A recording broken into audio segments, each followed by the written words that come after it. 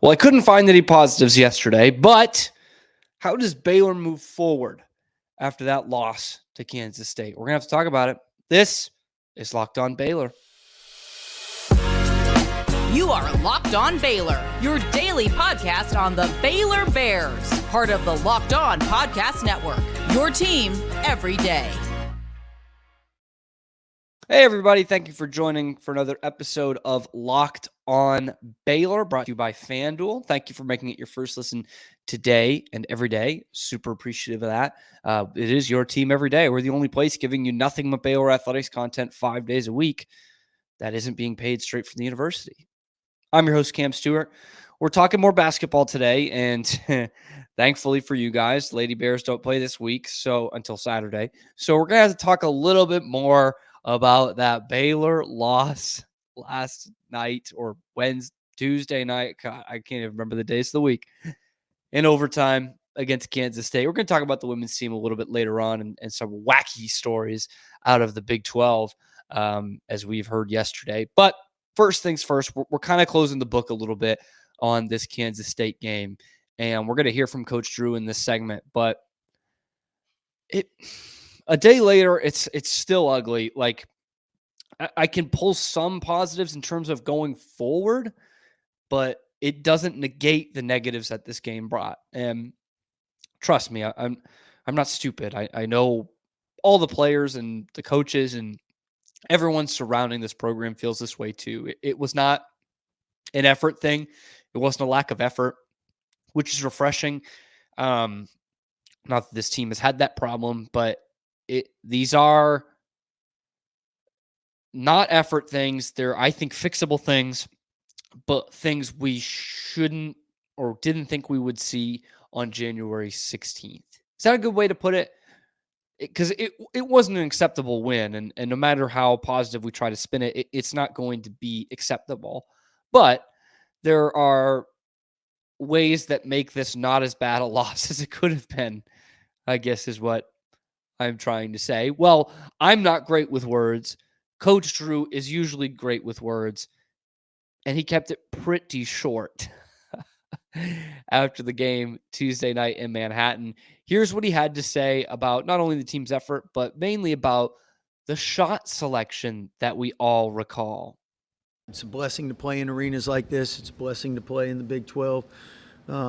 Wins feel so good. Losses hurt so much. But at the end of the day, we got a culture of joy. Jesus, others, yourself. Nobody got hurt on our team, couple cramps, whatnot. But I was proud of our effort. We gave ourselves a chance to win on the road. Credit K-State for making the plays down the stretch. And they did. We didn't. So they got the dub. And Scott, 5 of 28 from three. Did you feel like that was something K-State was really doing, an off shooting night combination? What was happening kind of on that front? I think you got to credit their length. They got NBA length, and that affects our shooters. At the same time, as the game went on, I thought we had better and better looks. I thought early on I didn't like our looks as much, and that's on me as a coach. Took too many contested twos and rushed threes, and as the game went on, I thought we had a lot better looks. And Langston, you go 3 of 7, but the rest of the team goes, I think, 2 of 21 from three.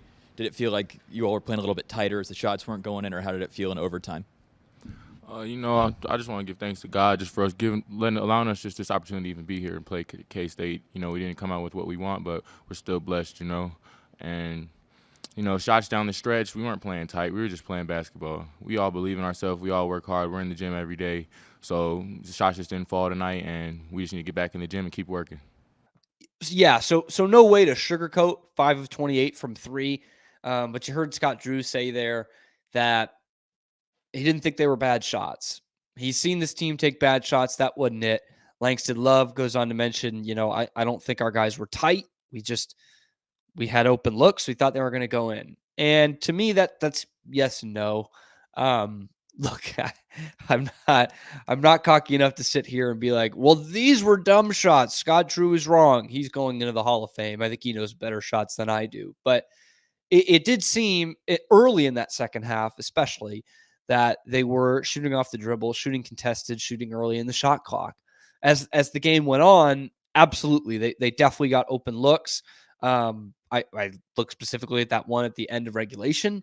Jaden Nun has a wide open look. To me, it's just sometimes it just isn't your night, no matter how much you shoot. And Tuesday night was one of those. It just wasn't gonna go in for you. And I think specifically with the Nun one, I would have loved to have seen him drive to the basket when the drive was there, and whether that's a pull up jumper or whether he gets to the free throw line, even if he misses free throws, because that's what they were doing all night, I feel better about that possession, trying to get to the rim, in what was a tie game. Yeah, it was the last touch. I was thinking it was the touch before the foul, but no, it was the last touch. So tie game, you only need one. I wouldn't have minded that personally, but he says they're not bad shots. I'm going to go with him. I trust Scott Drew with my life. So, but it was just one of those nights where they don't go in. Either way, I think the thing that stands out to me the most on the dreaded stat cast that we were looking at was Baylor had 22 more field goal attempts than Kansas State. Man, I don't care who you're playing. I don't care where the game is. I don't care who's available. I don't care what conference you're in. I don't care who their coach used to coach for. You just can't have 22 more shots than the opponent and not win. You cannot survive in this league doing that, or most leagues. And I guess that's why it's crazy Baylor was so close to winning this game. We're going to talk more about that in the second segment, but I want to hear from Coach Drew a little bit more on what he had to say after the game and kind of what were the faults of Baylor, what were the things that went right, and a little bit of everything in between as he rounds out the press conference with this. It was a quick one. And Scott, looked like at the end of the game, you got open threes in both the end of regulation and the end of overtime. Were those the two shots you were looking for in those sequences? Yeah, you can't get better shots to win games. And the best shooters in the country are going to make 4 out of 10 or 5 out of 10, so we got to get the offensive rebound. Scott, I don't know if you're aware, but Drum Tank's record in overtime was 10-0, perfect. Is there anything about Kansas State that it's just hard to play them once it goes to extra? I think he's a really good coach, so he puts him in position to win. And then I think the home games, that's why it's so hard to win on the road in the Big 12. So the fans deserve a lot of credit for that, like when home teams win. But I credit him. He's a really good coach. And I guess one more, Matt, if that's okay. Scott, you all did grab 23 offensive rebounds tonight. What was going well for you on the offensive glass? Yeah, we were grabbing them. We just didn't get enough second chance points. Any thoughts on number 24? Yeah, I thought double-double. He's improving defensively. We played him last year in the NCAA tournament, and I know there's a lot of things he does that maybe doesn't show up in the stat sheet. So he's definitely progressing. So he must be working hard, and they're doing a good job coaching him. Yeah. Coach Drew usually has a way with words. Didn't need many on this night. You could sense it. Like, obviously there's a ton of frustration there. No coach is going to be happy coming out of a loss. There's no moral victory. There's no, darn, I'm happy for my old pal. There's not that. Even though he's walking out of the tunnel with him before the game and laughing and everything, I did have this old man moment, by the way, during that of thinking, I don't think Mike Krzyzewski and Bobby Knight would have ever done that. And one of them coached the other one. There was a little bit of old man in me thinking, can you guys just hate each other for the night? Can you just coach against each other and not like each other and treat this like a war? I don't think Scott Drew treated it any differently. It was just the optics of it all. That's all. I'm not going to say, Scott Drew, don't like your friends. Scott Drew, don't be happy.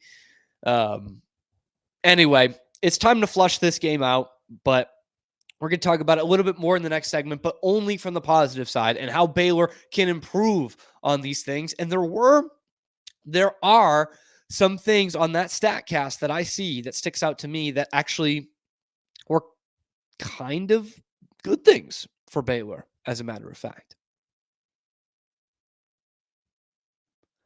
First, I got to tell you about my pals from eBay Motors who have definitely helped me out in the past. Anyway, passion, drive, and patience. What brings home the winning trophy is also what keeps your ride or die alive. eBay Motors has everything you need to maintain your vehicle and level it up to peak performance. From superchargers, roof racks, exhaust kits, LED headlights, and more. Whether you're into speed, power, or style, eBay Motors has got you covered. With over 122 million parts for your number one ride or die, you'll always find exactly what you're looking for.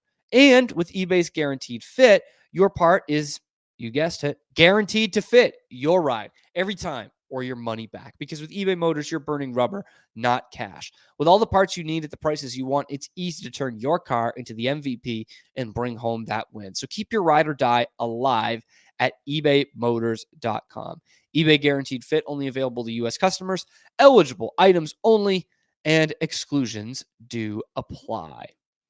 Now, we're not just done with eBay, because I'm also going to tell you about my good friends over at LinkedIn Talent Solutions. Look, new year, a lot of companies' resolutions to just do some more hiring, but LinkedIn knows that for your small business, you're wearing a ton of hats. And so they're going to make this the most easy process for you when it comes to hiring. LinkedIn isn't just any other job board. They have a vast network of more than 1 billion professionals, which makes it the best place to hire.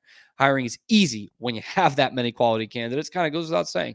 So easy, in fact, that 86% of small businesses get a qualified candidate within 24 hours. It's why small businesses rate LinkedIn jobs number one in delivering quality hires versus leading competitors. So post your job for free at linkedin.com/lockedoncollege. That's linkedin.com/lockedoncollege to post your job for free. Terms and conditions do apply. So kind of closing the book on this game against Kansas State. There's nothing wrong with the school of thought of saying, boy, Baylor did all these things wrong. They were so bad in X, Y, and Z, all these categories. And yet, Kansas State needed overtime. They only lost by 4 points. We needed an extra 5 to get beaten. I'm okay with that school of thought. I am. It doesn't take away how bad some of these things were. But that is a good way of thinking about it. I will say this too, but on the flip side of that coin, if Baylor plays half as bad as they did Tuesday night, they're not going to beat Kansas. They're not going to beat Houston. They'll have a really, really tough time, and I don't even think will beat TCU or Iowa State or Texas Tech. Because I think Kansas State is right on the outside of that, and Cincinnati's right on the outside of that, and that performance just lost to Kansas State, and that performance sure as heck would have lost to Cincinnati on Saturday, would have lost to BYU. So it's again, it doesn't make this okay, but there were some things that Baylor did really well in this game, and I talked about this in the post game, with one of them the big wins for Baylor being the offensive rebounds, 23-9. Plus 14 in offensive rebounds. That tells me two things. First thing, it tells me they're pretty good at offensive rebounds. Second thing is they threw up a lot of bricks. They missed a lot of shots. A lot of shots. Again, I made 3 more field goals than Kansas State. They also took 20.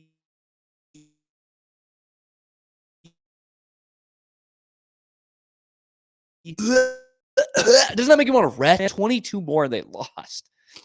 Anyway, play fast and loose with the basketball, and Baylor certainly made that the case again. Should have had 18, of course. I don't know. I still, even with that back angle of that ball that Ray J. Dennis deflected, quote unquote, deflected out of bounds, I still don't see where he touches it. Anyway, Baylor was plus 10 in the paint.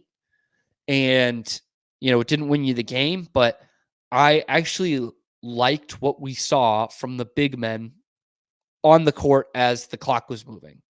Because once they got to the free throw line, that was horrendous. That was unacceptable. It was dreadful. Vomit-inducing. But when they were actually out there on the court, they showed me some real grit, and that is Yves Misi, and that is Josh Ojenwuna, who combined to go 4 for 8 from the free throw line. But when they were out there, they were battling. They were tipping balls out. They were grabbing, obviously, those offensive rebounds. Those two combined for 15 rebounds by themselves. Yves Misi especially really showed me a lot. I mean, he ends up getting 11 in 24 minutes. And I was worried about him based off the last few games, whether the physicality was a bit too much for him. Different position, but we certainly saw this with Kendall Brown 2 years ago, where he was rebounding the heck out of the ball in non-conference. And then we got to the Big 12 schedule and they bang a little bit, and Kendall Brown suddenly couldn't grab rebounds. Not the case with Yves Misi. And he had a few hiccups going into this game in the Big 12 schedule, but you saw a more determined Yves Misi in that game on Tuesday night and was really battling. Like, there were times during the game where I was like, man, he's not going to get a rebound here for the stat sheet. He's not going to get a putback for the stat sheet, which he struggled with anyway. But just the work he was doing down low allowed Baylor to do some other things. Now, I talked about this in the post game yesterday too. I think this team is more versatile offensively than what we saw.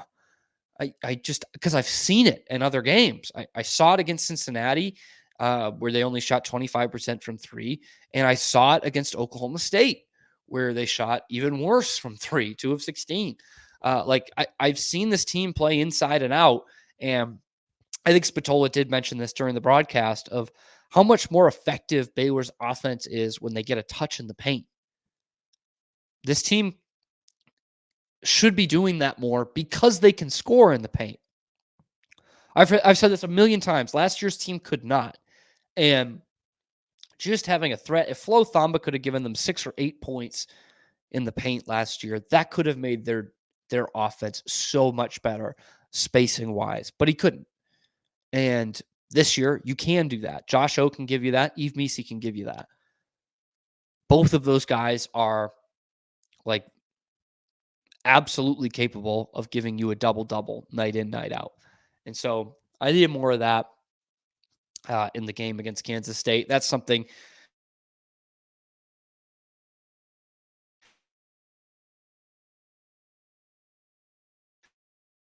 to look forward to. I always look at bench points, +8 in that category. Part of that is because Langston Love gave you 15 off the bench. I know there are people who are calling for him to start. I don't know that is coming for the reasons we've talked about on this podcast before. I just think any coach loves to have a guy who can come off the bench and score 15 for you. And I mean, he's coming off the bench, yes, but he played 32 minutes in a 45-minute game on Tuesday. Like, he is playing starter minutes, believe you me. Now, a guy who played 3 more minutes was the guy who's ahead of him in the starting lineup, and that's Jaden Nun. And how to say this? Jaden Nun does a lot of things right. Does a lot of things right that a lot of fans don't see and that don't show up in the box score. And yet, night after night, when you look at Jaden Nunn's box score and his counting stats, it's ugly. He's still not found the shooting stroke. 3 of 10 the other night, 0 of 4 from 3, 1 of 4 from the free throw line. Turned it over 3 times just to 1 assist and fouled 4 times. I think he is one of those guys, and I'm going to use a kind of a niche one here if you don't watch the NBA, but I watched Marcus Smart for the Celtics for years, who was a good player, but could make some really boneheaded plays and was such a better, not nearly as good an offensive player as he thought he was. And yet for Marcus Smart, for better or for worse, the ball found him down the stretch, always, without fail. Even on winning possessions when you had all NBA guys on your team, somehow the ball would be in Marcus Smart's hands. That's what it feels like with Jaden Nun. It just, like, you almost want to go offense for defense switch when he has a night like that on Tuesday, because the ball is going to find his hands. And I've been vocal about how I think his decision-making has been better when we turn to the conference season, actually specifically in those 2 games after Oklahoma State. I thought his shot selection was better. I thought his decision-making was better. That went out the window against Kansas State. It just was not a strong game for him.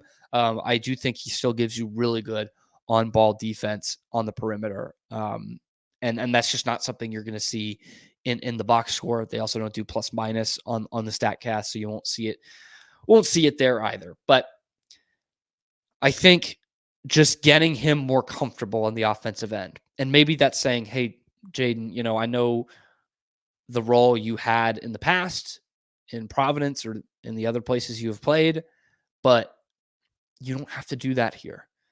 You don't have to be the guy here. You don't. You give us really solid. I keep bringing it up, but it would be like Davion Mitchell in that first year he was playing for Baylor. Going to give us really good defense, and you are going to get the ball in the hands of the right guys on offense. And if you get an open shot here or there, we trust you to take that.